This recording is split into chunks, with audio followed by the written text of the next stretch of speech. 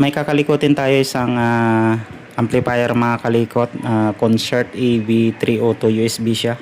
So ito guys na backlash na natin to. So ang problema nito mga kalikot sa volume control niya ito. So binaklas na natin yung volume control niya, tapos bumili na rin tayo ng bago. Ito yung ikakabit natin.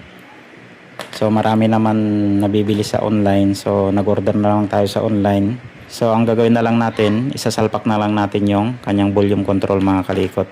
Kasi ang problema nito mga kalikot, kapag i-volume natin siya na isagad, humihina. Pero kapag pinipitik natin yung volume control, lumalakas siya. So kung baga parang erase na yung or pudpud na yung carbon niya dito sa loob. Kaya binilhan na lang natin ng bago.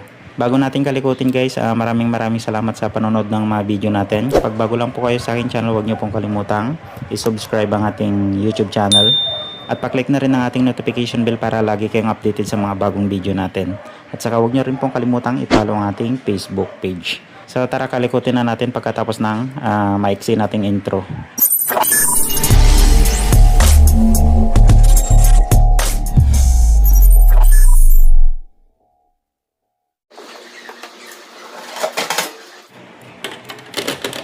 Binuksan lang natin to para makuha yung sample ng volume control.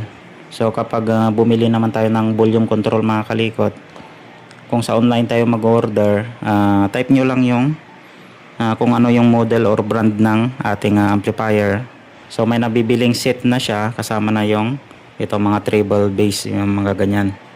So kailangan parehas din yung pihitan niya kahaba. Yan. Saka syempre check nyo rin kung 8 pin siya. Ayan o, 8 yung pinaka pin niya. Bali kabit na lang natin siya mga kalikot, tapos linisin natin and then testing na natin siya.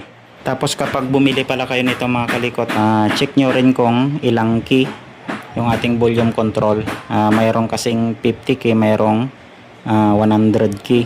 So 50 key yung original natin, kaya 50 key rin yung ilalagay natin or bibilin natin.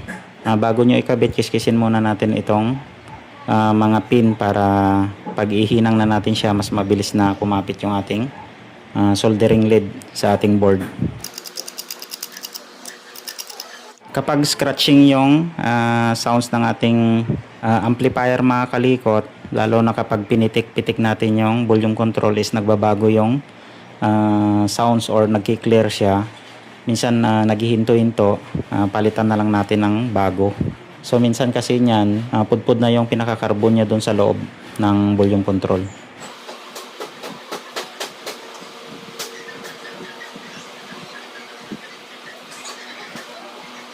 Yan, nakabit na natin mga kalikot. Bali, linisan ko na lang siya and then assemble ulit natin. Tapos try na natin mga kalikot. Bali, hindi na natin i-video kung paano natin siya linisan. So alam nyo naman siguro yan. Okay, so update ko na lang kayo mamaya mga kalikot. Nalinisan na natin siya mga kalikot, tapos na-assemble na rin natin. So lalagyan na lang natin siya ng music. Yan, magpi-play tayo. Ito guys, wala namang problema sa output nito. Dito lang talaga sa kanyang volume control, scratching yung sounds. Yan.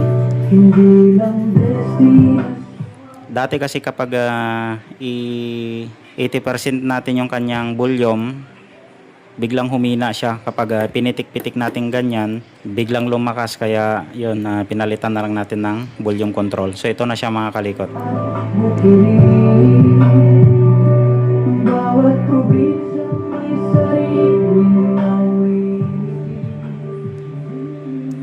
Ayan, so baka makapiright tayo. Sa bagay, kanta rin naman natin yan doon sa isang channel natin.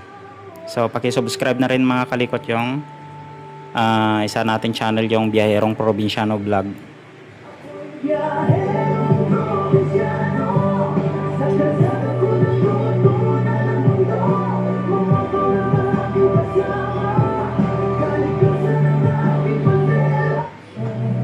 Yan yung mga video natin mga kalikot.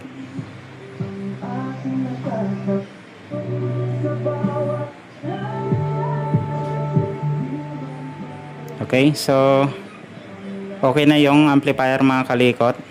So hanggang dito na lang yung video natin. Yun lang yung pinalitan natin, yung volume control mga kalikot. Maraming salamat guys sa panonood ng mga video natin. Kapag nagustuhan nyo yung mga kalikot yung ganitong mga video, huwag nyo pong kalimutang i-subscribe ang ating YouTube channel. At paklik na rin ang ating notification bell para lagi kayong updated sa mga bagong video natin. At saka huwag nyo rin pong kalimutang i-follow ang ating Facebook page. So maraming salamat, ingat kayong lahat, God bless sa ating lahat mga kalikot. Bye bye.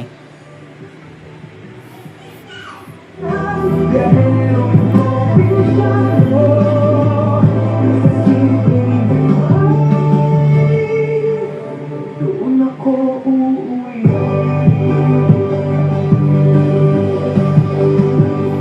Sa bulong ng ko, mundo'y nagbukas, ngunit sabay